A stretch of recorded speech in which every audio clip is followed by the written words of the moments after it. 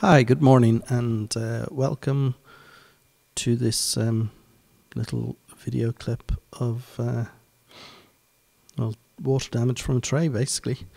Shower area is the other side of this wall. I've taken out a piece of plasterboard to inspect and find out where the water is actually leaking. And also to see the damage that it's caused inside this particular partition wall. So I'm just taking out that last piece now. Basically, the stud work for the partition wall has been damaged over time. You can see this here. It is rather blackened. And also there's some sort of a fungus growing on the wood on the outside, blackened on the inside, which tells me that the board has actually been degraded now at this point.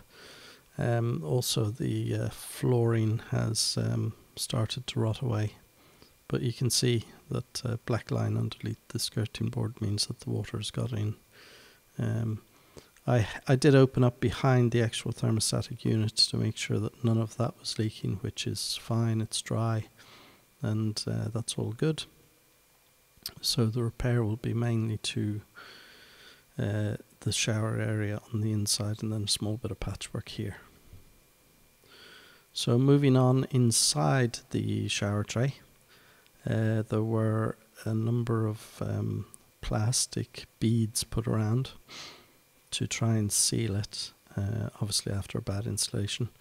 The main problem is that the water which stands on the tray while showering it runs back to the tiled wall, and then the weight of the person on the tray flexes the tray because it's a very lightweight tray, and this water ingresses underneath the tray, underneath the tile, and then goes into partition wall, etc. And you can see as I put the square up against the tile, and then what it should have is a full run down to the main area, but it doesn't.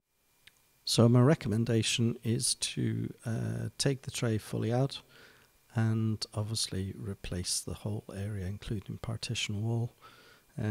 Water damage underneath to the area inside the ceiling in the garage.